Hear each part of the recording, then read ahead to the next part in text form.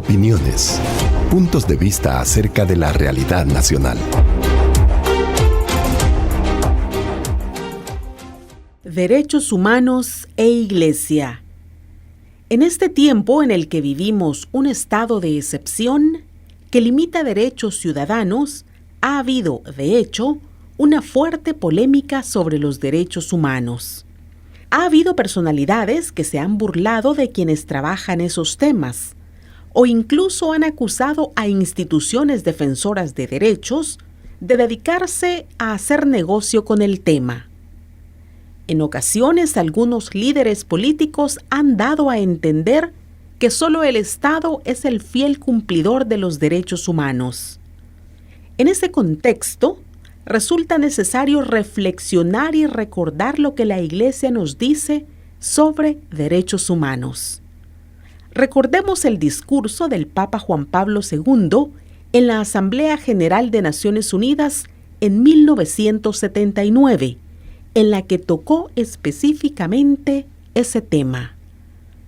En ese discurso afirmaba el Papa que el documento fundamental de las Naciones Unidas era la Declaración Universal de los Derechos del hombre como individuo concreto y del hombre en su valor universal. Este documento es una piedra miliar puesta en el largo y difícil camino del género humano hacia su progreso de la vida moral. Los derechos humanos son así en la mentalidad y pensamiento de Juan Pablo II. Una moralidad externa al poder político, que sirve a los ciudadanos y al propio Estado para medir su desarrollo humano. De modo que el camino fundamental que conduce social y políticamente al desarrollo humano pasa a través de cada hombre, a través de la definición, el reconocimiento y el respeto de los derechos inalienables de las personas y de las comunidades de los pueblos. En ese sentido, los derechos humanos deben ser siempre garantía de paz. El no a la guerra y al armamentismo está vinculado a ellos, porque como dice el Papa, el espíritu de la guerra, en su significado primitivo y fundamental, brota y madura allí donde son violados los derechos inalienables del hombre.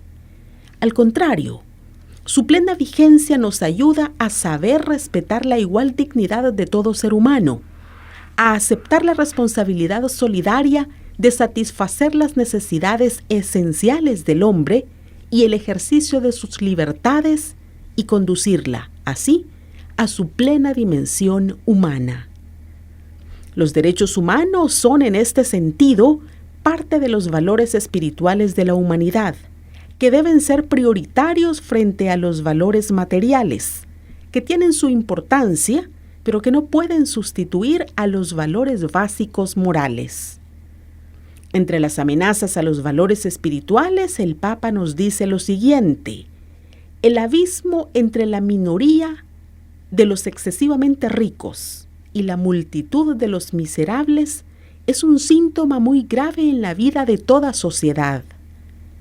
Para vencer esta amenaza, el Papa insiste en la libertad religiosa como vínculo moral con el bien común y los derechos humanos, así como el respeto a todos los valores que surgen del espíritu humano. El Papa termina su alocución a la Asamblea General de la ONU expresando su deseo de un futuro mejor para los que entonces eran niños y para que todos los seres humanos puedan vivir y fortificarse con la fuerza moral de los derechos humanos. Ellos son la mayor garantía de la paz entre los pueblos y dentro de las mismas naciones. La defensa de los derechos humanos es, pues, para quienes seguimos al Señor Jesús, una responsabilidad cristiana, pues es un instrumento indispensable tanto para la convivencia en paz y respeto y amistad social, como para el desarrollo de los valores ciudadanos y éticos. Por José María Tojeira, sacerdote jesuita. Hasta aquí la opinión de hoy.